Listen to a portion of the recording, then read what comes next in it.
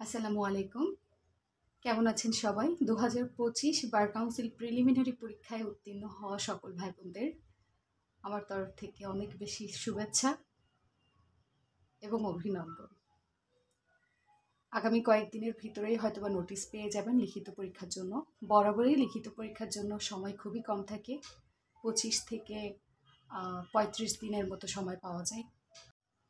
এই স্বল্প সময়ের মধ্যে আপনি নিজেকে লিখিত পরীক্ষার জন্য কিভাবে গুছিয়ে নেবেন, কিভাবে নিজেকে প্রস্তুত করবেন, সে বিষয়ে আজকে আমার অভিজ্ঞতাটা আমি শেয়ার করব। আমার সময় 17 নভেম্বর আমার প্রিলিমিনারি পরীক্ষা ছিল, ওই দিনই রেজাল্ট, এবং 23 ডিসেম্বর ছিল আমার রিটেন পরীক্ষা। সুতরাং আমার হাতে সর্বসাকুল্যে কিন্তু 1 মাস 2-4 দিনের মতো সময় পেয়েছিলাম, এর বেশি পাইনি। এবং সেই সময়টা আমি কিভাবে কাজে লাগিয়েছিলাম আজকের ভিডিওতে আমি সেটা আলোচনা করব। প্রিলিমিনারি পরীক্ষার প্রশ্ন আপনারা তো সবাই দেখেছেন। পরীক্ষার প্রশ্ন এ যাবৎকালে সর্বোচ্চ সহজ প্রশ্ন হয়েছে, সেটা আপনি মানুন বা না মানুন। এখন অনেকেই বলবে যে পরীক্ষার হলে বসে আপনি দেখতেন সহজ কিনা কঠিন। তবে গত বছরগুলোর প্রশ্ন আপনি অ্যানালাইসিস করে বুঝতে পারবেন যে প্রশ্নের মান কিন্তু অত্যন্ত সহজ ছিল। এখন এসে শোনা যাচ্ছে যে সহজ হবে, এটা নাকি আগে থেকে ডিসিশন নেওয়া ছিল। যাই হোক, সেটা অন্য আলোচনা। রিটেন পরীক্ষার জন্য যেটা করতে পারেন, প্রিলির ধারাবাহিকতা যদি আমরা একটু পর্যালোচনা করি তাহলে বোঝা যাবে যে প্রিলিতে যেহেতু প্রচুর পরিমাণে কোশ্চেন সহজ হয়েছে, একদম বেসিক জায়গা থেকে কোশ্চেন এসেছে, যে জায়গা থেকে কোশ্চেন আসবে বলে মানুষ হাইলাইট করে রাখে না সেই জায়গা থেকেও কোশ্চেন আসছে। সুতরাং রিটেনের ব্যাপারে অতিরিক্ত কঠিন প্রশ্ন আসার কিন্তু জায়গা নেই বা সুযোগ নেই। এবং রাজনৈতিক যে অবস্থা সেটা বিবেচনা করলেও দেখা যায় যে পাশ এবার প্রচুর পরিমাণে করবে। সুতরাং আপনারা একটু সহজভাবেই আমার মনে হয় প্রস্তুতি নিতে পারেন।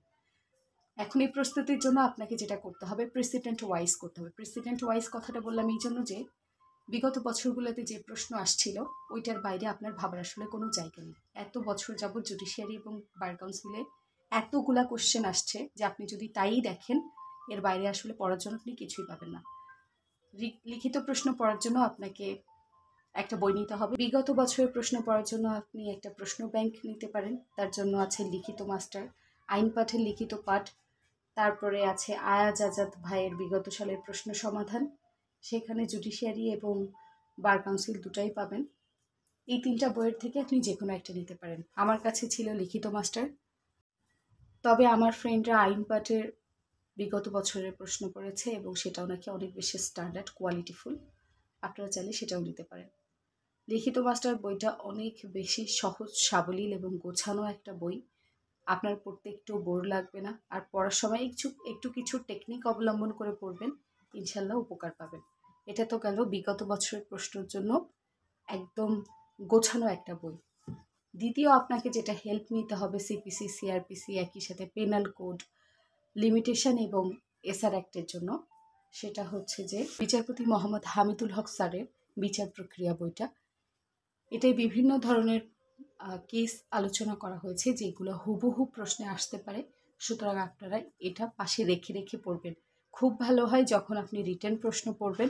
রিটেন প্রশ্ন যদি আপনার কোনো একটা বুঝতে অসুবিধা হয় বা মনোপুত না হয়, সেক্ষেত্রে কিন্তু আপনারা এই বইয়ের রেলিভেন্ট আলোচনা দেখতে পারেন। এতে আপনার কোশ্চেনের অ্যান্সার করার জন্য অনেক ভালো একটা যুক্তি উপস্থাপন করার সুবিধা হবে। এবং অবশ্যই আপনার সাথে বেয়ার অ্যাক্ট রাখবেন, কারণ বেয়ার অ্যাক্ট হচ্ছে স্বচ্ছতার কাজ করে। এই ধরনের গাইড বইতে যদি কোথাও কোনো ভুল পান অথবা ভুল এড়ানোর জন্য বেয়ার অ্যাক্ট পাশে রেখে আপনাদের ওই সেকশনগুলো একবার পড়ে নেওয়াটাও কিন্তু অনেক বেশি জরুরি। আর তাছাড়া যারা আরও একটু স্ট্যান্ডার্ড পড়াশোনা করতে চান, যারা যে কোনো ধরনের রিস্ককে অ্যাভয়েড করতে চান, তারা এই বইটা কাছে রাখতে পারেন। এটা হচ্ছে আব্দুর রহমান হাওলাদারের সুনির্দিষ্ট প্রতিকার আইনের বই। একই সাথে আব্দুর রহমান হাওলাদারের তামাদি আইন, সাক্ষ্য আইন সবগুলাই আছে। এই বইগুলো আপনারা নিতে পারেন, বা আমার মনে হয় এগুলো অলরেডি আপনাদের কাছে আছে। এই বই থেকে আপনারা সেকশন ওয়াইজ পড়তে পারেন। একটা সেকশনের ভিতরে ঢুকলে সেখানে দেখতে পারেন প্রচুর পরিমাণে প্রশ্নের অ্যান্সার করা আছে, যেই প্রশ্নগুলো আসলে আসার মতো।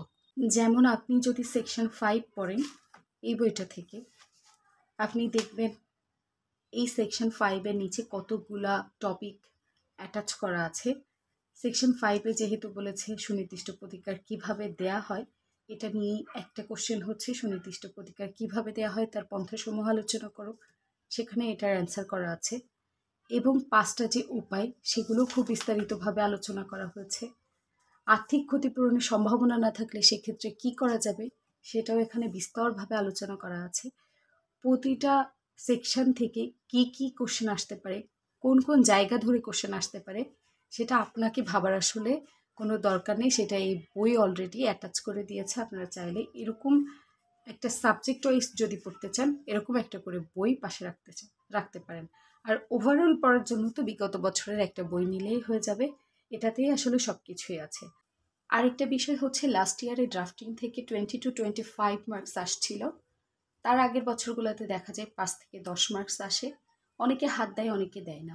যারা কোড প্র্যাকটিস করে তাদের জন্য ড্রাফটিংটা একটা ইজি বিষয় হলেও যারা ডিরেক্ট পড়াশোনা করেই এখানে চলে আসছে, কোড প্র্যাকটিস করে না, তাদের জন্য কিন্তু এটার অ্যান্সার করা অনেক বেশি টাফ হয়ে যায়।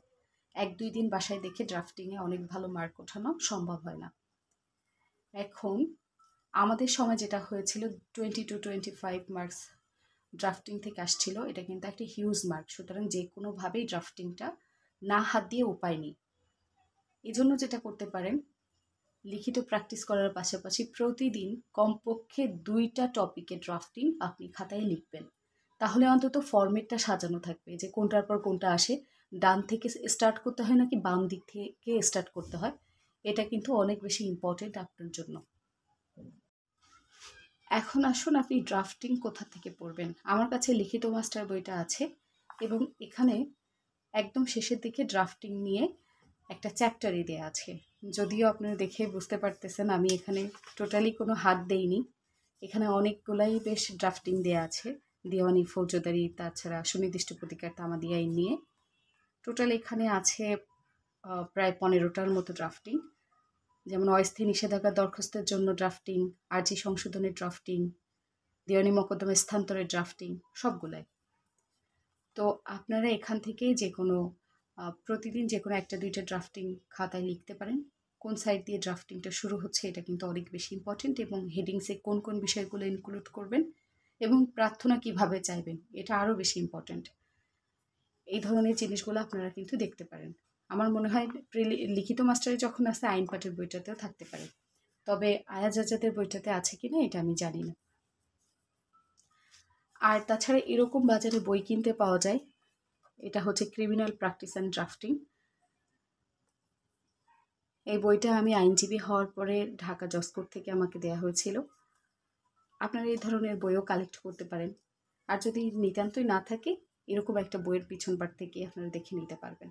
সুতরাং ড্রাফটিংয়ে এবার একটু বেশি মনোযোগী হবেন। ড্রাফটিং থেকে কিন্তু ম্যাথের মতো মার্ক ওঠানো সম্ভব, কারণ ওখানে শুধু ফরম্যাট আলোচনা করতে হবে বা ফরম্যাট ওখানে শো করতে হবে। প্রিলি পরীক্ষার জন্য আমরা প্রথম থেকেই এত প্রিলি বেসড পড়তে থাকি যে রিটেনের জন্য কোনো প্রিপারেশনই নেই না, বা রিটেনের জন্য প্রিপারেশনের পাশাপাশি প্রতিদিন যে আমাদের খাতায় লেখার অভ্যাস করা উচিত সেটাও করি না। সুতরাং এই অল্প সময়ের জন্য আপনাকে যেটা করতে হবে, প্রতিদিন কমপক্ষে প্রতিটা সাবজেক্ট না হলেও অন্তত 3টা সাবজেক্টের 2টা করে কোশ্চেন লেখা উচিত। তাই আপনি যদি সেটা আন্দাজে লেখেন ভালো, দেখেও যদি লেখেন তাও কোনো সমস্যা নেই। দেখে বা না দেখে যে কোনোভাবেই আপনি প্রতিদিন 2টা করে টোটাল 6টা কোশ্চেনের অ্যান্সার লিখবেন। এটা যেহেতু 4 ঘন্টার একটা পরীক্ষা, অনেক লম্বা সময়, এই লম্বা সময় লেখার প্র্যাকটিস কিন্তু অনেক বছর ধরেই আমাদের নাই বা থাকে না। ইউনিভার্সিটিতে আমরা খুব কম সময়ের জন্য পরীক্ষা দিই। মিড টার্মে থাকে 1.5 ঘন্টা এবং ফাইনালে থাকে 2 ঘন্টা সময়। সুতরাং আমাদের অনেক বেশি লেখার কিন্তু অভ্যাস নাই। 4 ঘন্টা এখানে আমাদের ধৈর্যের পরিচয় দেওয়াটা অনেক শক্ত বিষয় হয়ে দাঁড়ায়। এই জায়গাটা আপনাকে গ্রাজুয়ালি নিজেকে ঠিক করতে হবে এখন থেকে। এই ছিল ওভারঅল। আপনাদের লিখিত পরীক্ষার জন্য অনেক অনেক শুভকামনা।